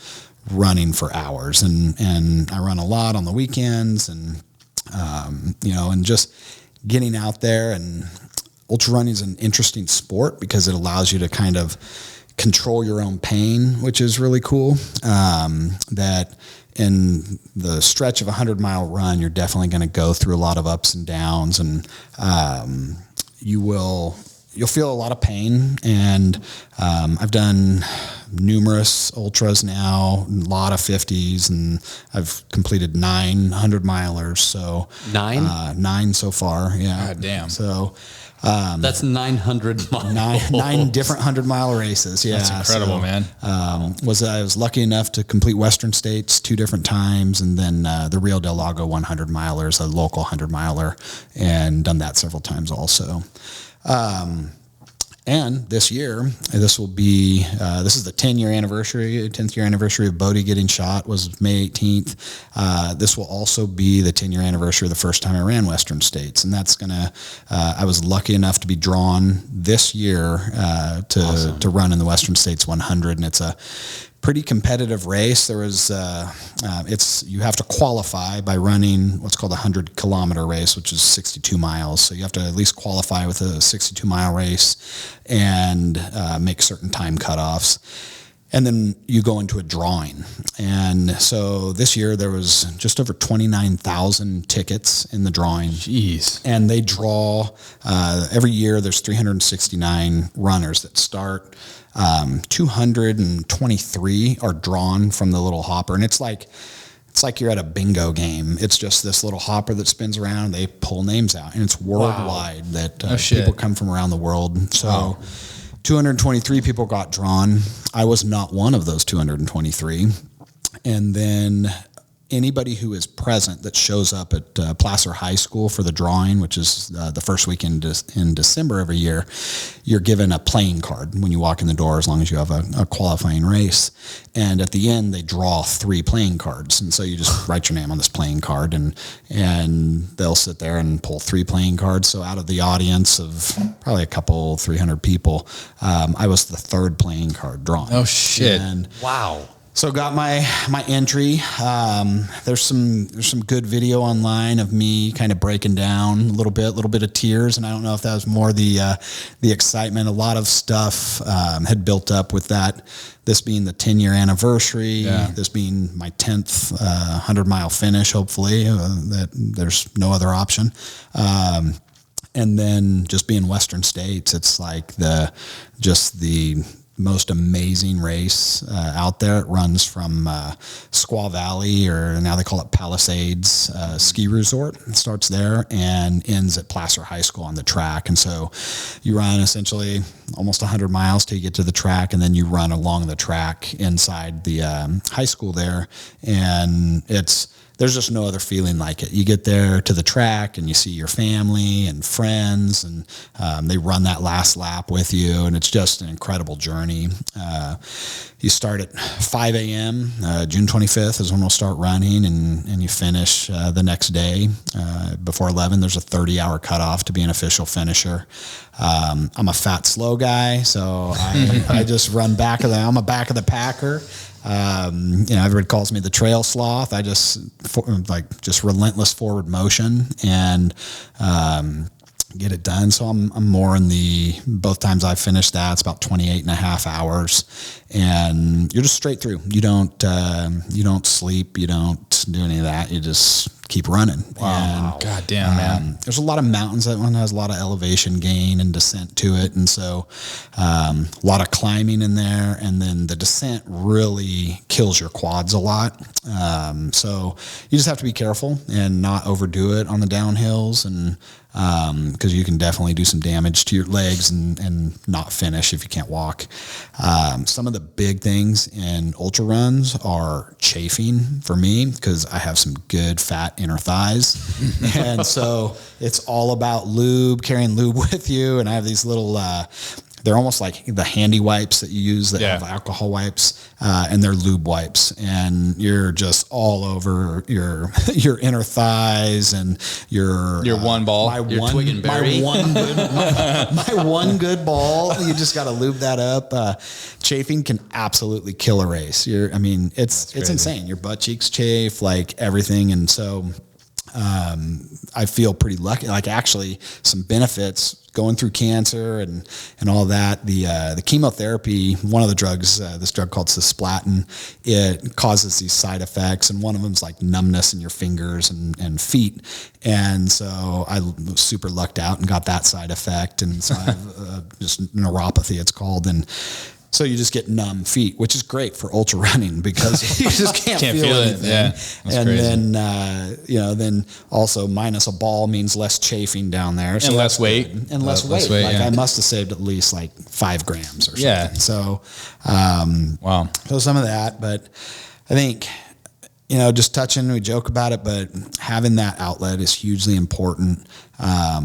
Making sure you have those open lines of communication with family, kids especially are really smart, and discussing those critical incidents, and you can PG rate them. I mean, you obviously don't need to go into too many details, but enough that it answers their questions and lets them understand what you've experienced or what you're going through. That was a huge thing during cancer treatments, was every day asking my daughter, hey, you have any questions? You see that I went through a lot of physical changes with chemo. I was already bald, but lost eyebrows. So like we would make jokes. I let my daughter draw on eyebrows one time just with makeup. I'm like, what emotion am I feeling today? And she could draw on angry emoji faces or whatever. And so, having those interactions and keeping them involved, I think it's hard on the cancer side. It's probably more hard or more difficult being a caretaker or being a friend to somebody with cancer or going through those treatments, because you don't know what to say and you don't know how you can help in those things. And so being able to to joke about it and to talk about it, I think is important that as the person going through the cancer, you're not holding all that in, you're sharing it with everybody. I'm not a super private person. I'm very open about, my cancer. I think it's important for people to check yourself out regularly. If you need a second opinion, find a friend that wants to take a look, or, you have to definitely address anything that pops up medically where you think it could be serious, and keep the families involved, keep the friends involved, let them be a part of your journey, because, going through tough times, whether it's shootings or cancer or debriefing a tough call you went through, it's important to share that. You share that burden with people, and it makes everybody feel involved. This is actually Cancer Survivors Month, so it's kind of a cool time to be talking about it and sharing my cancer journey. I feel pretty lucky. I am in January of this year. I was 1 year cancer free, so super stoked about that. The probability that it comes back once you hit that year mark is significantly less, so that's like a positive step. I'm on a 6-month rotation now, where every 6 months I go in and get blood tests done, and then every year I go in and get a CT scan done. And so you live in these little increments. So my next scan's coming up in the end of July. So you start to get a little stressed as it gets closer, and then doubt. You get another 6-month stay of execution. And so it's these little cycles. But I think coming out of cancer too, it definitely makes you appreciate the stuff we take for granted, that physically what you're able to do. Like I said, it was pretty difficult to run through my chemo, just through feeling pretty lethargic. I had gained about 35 pounds during chemo, and a lot of that was just weight of the fluids they're putting in you, and being not lazy, but just you're not as physically active as you were. So, some of those bad sides, you just work through those and keep powering through, and things get better. You just got to stay focused on what your goal is, what's your why to live. And that's pretty easy with us. You have families and friends and a great job, and that's your why. Get up and get to work. Yeah, man. Fantastic message. I mean, dude, honestly, like, I looked up to you as a young cop. I told you before, as a young canine guy, I looked up to you and guys like you. And man, I think you're like the definition of a great role model. Appreciate it. I truly mean that. I wouldn't tell that to anybody. I think you've got an awesome message out there, and the fact that you still go to work, you still do your job. You're not the kind of guy that feels sorry for yourself. I think that's a huge message for people, especially in our line of work. Yeah. So hats off to you, man. I mean, fuck, that's crazy. You've been through a lot of shit. I had a little motivation when I was going through cancer, was a Marcus Luttrell quote from Lone Survivor. I think a lot of your viewers probably have seen that, but he was essentially talking about feeling sorry for himself, and I printed it out and stuck it on my office wall so I would see it every day when I was going through chemo. It essentially says, hey, you're being a bitch, get up, let's go. And so anytime you're feeling sorry for yourself, remember your why, remember why you go to work every day. Remember, why you go run every day. Remember why you're physically fit and why, why you're doing the things you do. And that definitely gives you that goal. Yeah, for sure. Well, I've known you for probably 16 years now. I met you the first time on that call in 2007. And I've been on a lot of different calls with you, shared an office with you. Looked up to you for sure. You were a phenomenal cop. There's I can name 5 on my hand, and you are one of those for being the best cops that I've ever worked with or around. And you've had an amazing career, not given to you. You've earned all of it and well-deserved. And I think the stuff that you've gone through makes it even more remarkable to still be here, to be so awesome, and to be able to talk about it, which is fucking huge. And I do follow you on Instagram. We'll ask about with that so other people can reach out to you to ask for help. But I've look at your pictures, and I'm familiar with the areas of where you take pictures, and I look at those and go, fuck, that's pretty cool. Like, those are really pretty pictures. Like, those are neat areas. But like, listening to your story gives a whole different perspective of those pictures. And it kind of turns my heart a little bit. So I think those people that already follow you already know that. But it's interesting to work around someone for so long and not to know a lot about who they really are as a person.